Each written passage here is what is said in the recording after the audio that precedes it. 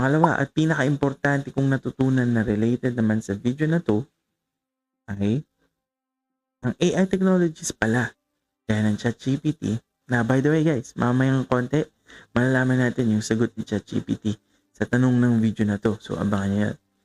Si Gemini, si DeepSeek, yan mga yan, mga tools lang yung mga yan. Mga kagamitan lang sila. Diba? So typically kasi, kumari para makabuo ka ng bahay, kailangan mo ng mga martilyo, screwdriver, mga pako, ganyan, di ba? Basically, mga tools. Ganyan din sa content creation. Minsan, kailangan mo ng AI generation, image generation, ganyan.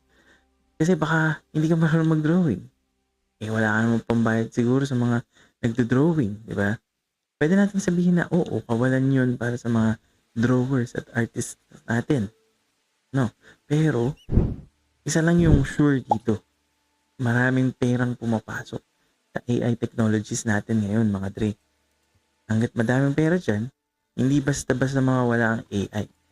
Kumbaga, napakawalan na ang ChatGPT sa mundo. So either i-regulate na lang siya ng maayos or gamitin siya ng maayos. Pwede pa rin naman siyang iwasan.